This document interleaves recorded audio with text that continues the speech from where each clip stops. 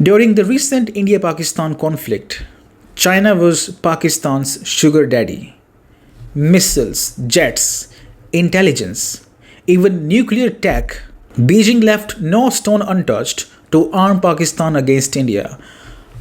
My question is, let's use our common sense. How can India trust China while Pakistan sits in its lap? Pakistan is India's arch enemy. Hello and welcome to Global News Factory. I am your host Vikrant. It is an eye-opener week for Ukraine. You thought EU was your great savior. Sorry, but your prime backers were actually your prime abusers. They talk big, send a few weapons, wire some cash, and then sit back while your people bleed. That is not support, that is exploitation with better PR. Real support means boots on the ground, but not a single EU country has the courage to admit they would ever do that. Well, I know that NATO is already there on the ground, hiding under labels like trainers and operators. But when it comes to putting their flags on the line, silence, dead silence. And now the mask has slipped. Germany has declared it would not provide security guarantees to Ukraine once the war ends.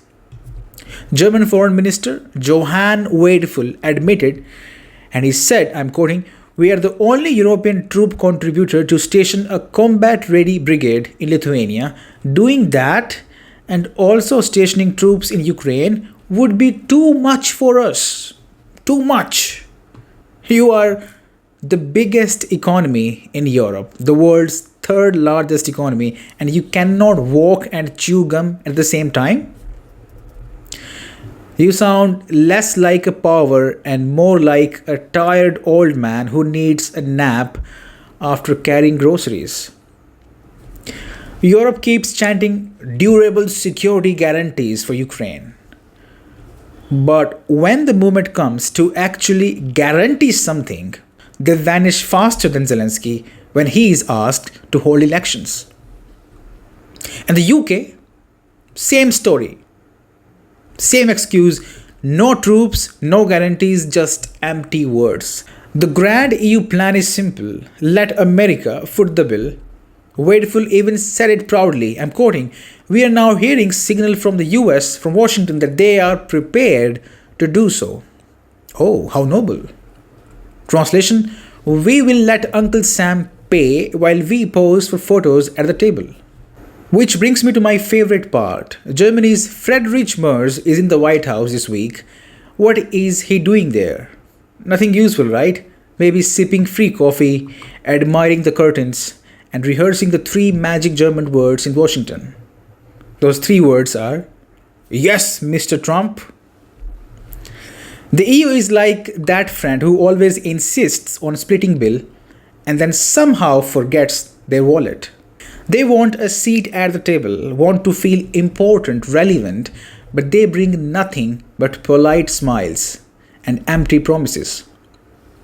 And the reality is even more embarrassing. Despite billions poured into military spending, Germany cannot even recruit soldiers. Their army is stuck at 180,000, that is smaller than India's paramilitary that guards one border. For a country that pretends to be Europe's leader, that is not a force, that is a football stadium crowd. So Ukraine, remember, the EU does not want to save you. They just want to rent your war as their moral theater. You fight, you die, they clap from the balcony. That is their contribution. Let's move on, but stick to Germany. Germany does not have the capacity to guard Ukraine, as they said. Poor Berlin, overburdened, overstretched, overwhelmed. But wait. When it comes to Taiwan, Germany finds all the capacity in the world. Foreign Minister Wadephul actually said it out loud. I'm quoting, "China's increasingly aggressive behavior in the Taiwan Strait and the East and South China Sea also affects us in Europe." Okay, it affects you? Really? How? Did Beijing block your bratwurst shipments? Did Xi Jinping slap a tariff on sauerkraut? Or did you just wake up and think Europe extends all the way to the Pacific Ocean? And if it affects you so much, when exactly are you dispatching your great military to Taiwan Strait? When are the German tanks rolling down Taipei? When are your frigates chasing Chinese destroyers in the South China Sea? When? I can't hear you. The answer, of course, is never, because here is the punchline. Germany's navy is basically non existent. Earlier this week, China drove away, they claimed, a US destroyer near the Scarborough Shoal. If that had been a German ship, it would not even make it that far. The Chinese would not need to drive it away, they would just honk twice and the Germans would politely reverse. So let's recap. Germany claims it has no soldiers to secure Ukraine, a war right on Europe's doorstep. But somehow it is deeply worried about Taiwan, an island 9,000 kilometers away. That is not strategy, that is delusion. It is like a man drowning in his bathtub, worrying about saving a swimmer in the Pacific Ocean. Berlin loves talking like it's a global power. In reality, Germany is a global lecture hall.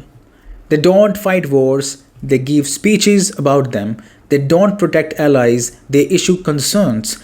And they always wait for the Americans to do the heavy lifting. That is Germany for you. Moving on, this is quite serious analysis. China is alarmed, and when Beijing is alarmed, the world listens. Chinese media is openly fretting about one terrifying scenario. If Ukraine's war ends with Western-style Article 5 guarantees, then the spotlight and the pressure will shift directly onto China. We already saw Germany pretending it suddenly cares about Taiwan, but now Chinese experts are saying it straight. Zhu Junwei of Horizon Insights warned, I'm quoting it from South China Morning Post, it's a Hong Kong-based Chinese newspaper, if the European security predicament is eased and US-Russia relations improve, then the geopolitical pressure facing China could increase. Translation, if Washington gets a break in Europe, it will turn all its guns towards Beijing. That is what Chinese experts are saying. Now, Song Bo, the second Chinese expert, said a reduction in intensity between Russia and the West would make it easier for US to adjust its military presence in Europe, enabling it to concentrate more on Asia Pacific. In short, NATO tanks in Poland today and US aircraft carriers in the Taiwan Strait tomorrow. That is why Beijing is cautious now. NATO's Article 5, the crown jewel of collective defense, could someday be stretched like a rubber band across the Pacific, covering Taiwan. That is China's biggest concern, and this is where India enters the frame. The West has always played the India-China rivalry like a violin, trying to push Delhi into anti-China designs under their Indo-Pacific banner. A divided Asia is a weak Asia, and Washington knows this. Beijing now realizes this, which is why Chinese media is suddenly publishing pieces calling for closer ties with India. Why now? Because Foreign Minister Wang Yi is visiting New Delhi right now. Now, Beijing knows that if India goes back to West, BRICS collapses and China faces the US alone. Now, let's be clear. India burying the hatchet with China is smart geopolitics. You cannot trust the West anymore. Europe would not shed blood for Ukraine, let alone for India. America's loyalty is transactional, as we have seen. But there is a problem between India and China. It's a big problem. And that problem is Pakistan. During the recent India-Pakistan conflict, China was Pakistan's sugar daddy. Missiles, jets, intelligence, even nuclear tech, Beijing left no stone untouched to arm Pakistan against India. My question is, let's use our common sense. How can India trust China while Pakistan sits in its lap? Pakistan is India's arch enemy. How can you expect Delhi to embrace Beijing while Chinese weapons are pointed at Indian soldiers across the border, the Pakistani border? This is the real contradiction. Few lessons that I thought I must flag as far as Operation Sindoor is concerned. Firstly, one border, two adversaries. So we saw Pakistan one side, but adversaries were two, and if I would say actually four or three actually. So Pakistan was the front face. We had China providing all possible support, and it's no surprise because if you were to look at statistics, in the last 5 years, 81% of the military hardware that Pakistan is getting is all Chinese, 81% of that. So it's no surprise. And China, of course, the good old dictum, killed by a borrowed knife, 36 stratagems that China talks about, killed by a borrowed knife. So he would rather use the neighbor to cause pain than getting involved in the mud slinging match on the northern border. So that is what he's seen. And another thing that China perhaps has seen is that he's able to test his weapons against, say, various other weapon systems that are there. It's like a live lab which is available to. So it's a good, that is what is something we have to be very, very cognizant about. Again, Turkey also played a very important role in providing the type of support that was there. Bayraktar, of course, he's been giving from before. We saw numerous other drones also coming in, landing in the face of war, during the war, along with trained sort of individuals who. Here is the blunt truth. China must choose. If Beijing wants BRICS to fly, if it truly wants India to be a strategic partner, it has to cut off military ties with Pakistan. As simple as that. You cannot prop up Pakistan with one hand and shake India's hand with the other. That is common sense. And if Beijing does not fix this, then do not be surprised if one day India reciprocates by causing up to Taiwan. Just imagine Indian instructors training Taiwanese troops or Indian radars watching the Taiwan Strait. By the way, that happens in Pakistan. We have seen Chinese troops, Chinese trainers in Pakistan. What if India reciprocates? Would Beijing like that? No, of course. So here is the deal. The West can only be countered if BRICS is united. And I'm all in for BRICS. I'm all in for India-China ties.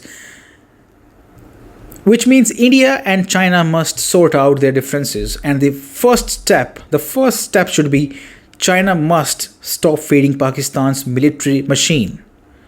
Otherwise, the cracks will widen, the West will exploit them, and BRICS will remain just a photo op.